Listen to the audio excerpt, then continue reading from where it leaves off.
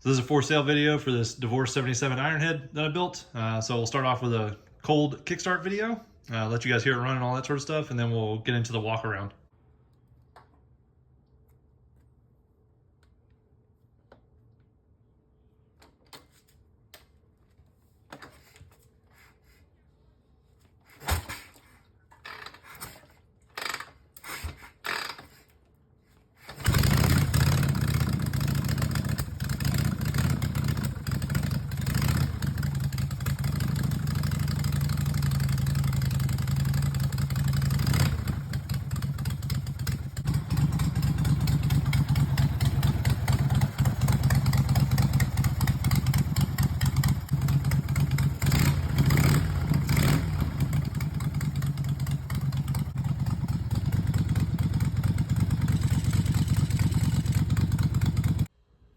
Okay, here's my 77 divorced Ironhead that I've got to put up for sale because I need more projects and something's got to move on down the line. So this one's got a bunch of custom touches, some sand cast pieces.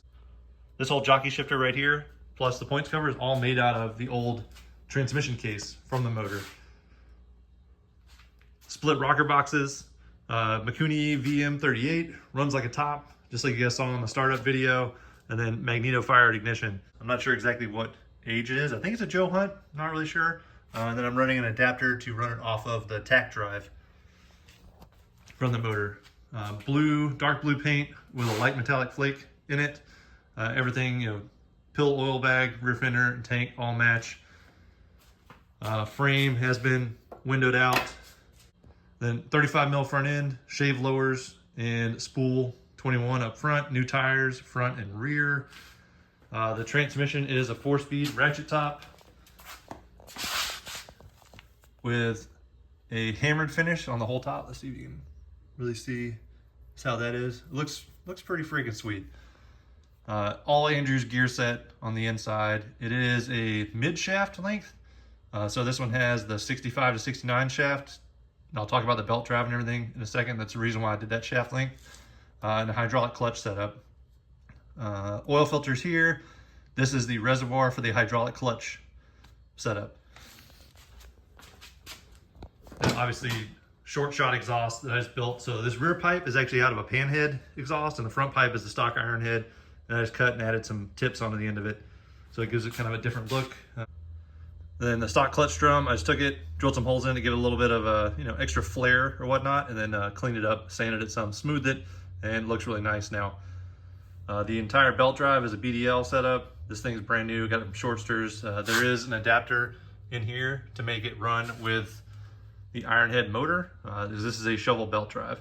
Mid pegs on both sides, and then as I was talking about, the hydraulic clutch. So clutch pedals right there. The master cylinder and everything is up underneath the transmission and hidden away. A cycle electric generator, which puts out plenty of power, more than enough for this thing cruising down the road. There is no battery on this bike. Because it is magneto fired, and I haven't had any issues with it, so it maintains electricity pretty good. Here's a little bit better shot of the sandcast shifter. Again, basic ratchet top, 1 back, 3 forward. Shifts very smooth, very good operating transmission. I don't think this thing had hardly any miles on it before I got it, and I've put, I don't know, maybe 500-600 miles on this bike, cruising around, just doing random stuff. I made my own motor mount up here, and then it's got the shortsters motor mount kit for both the front and rear of this. Definitely, it's a 1/2-inch steel plates. There's some heavy duty stuff. It's not going anywhere.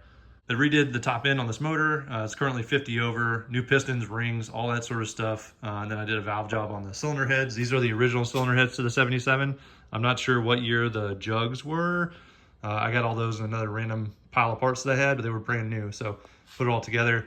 Then obviously the VM38 runs very well.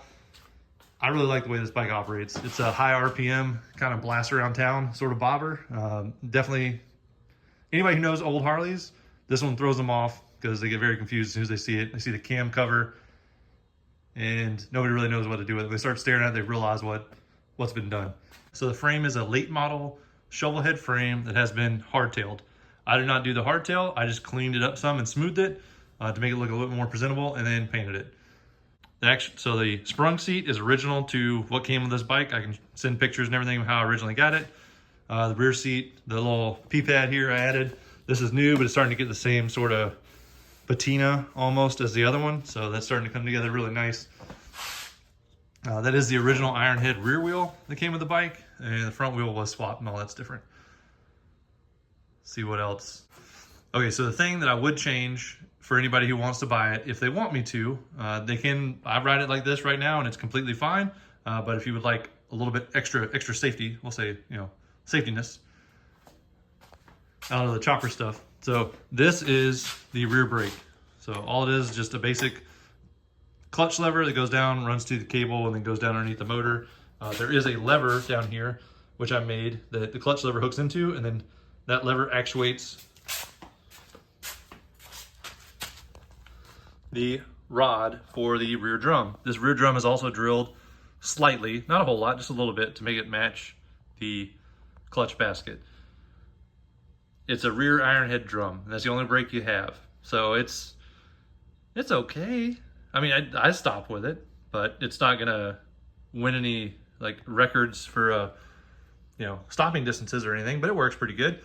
If someone would like, if they're really interested in buying it, I will take this rear wheel off, swap on a regular shovel head rear wheel with, you know, obviously the sprocket and everything else, and run a PM rear disc brake setup. And I'll just run that the same setup idea as this one, and run just a hydraulic line from here up to a master cylinder up on the bars. So I will say, out of all this, having the setup like this with the foot clutch and the hand actuated rear brake, honestly is pretty sweet riding around town. Gives you a lot more options. It doesn't make it quite as sketchy as like my other, like my Panhead and everything I ride around has a rear brake, mechanical rear brake, but it's off the foot. So between riding those two bikes around, this one's definitely easier in town to cruise around on. And it's a sweet little ripper. I really like it. I don't want to sell it because I put a lot of time and effort into this one, but I gotta get more bikes. I gotta build more things. So I've had my fun with it, did what I wanted, rode around. This bike did go to Smokeout, and I had it in the Sportster Showdown up there, and it's done a couple other little things. I did one of the shows down here with it. It's really about it. Ride around some, have some fun, and then move on down the line. So if you're interested in this bike, you can message me on here or Instagram. It's gonna be posted up on there shortly. Instagram and Facebook is all the same name as on here on YouTube. So hit me up if you want it.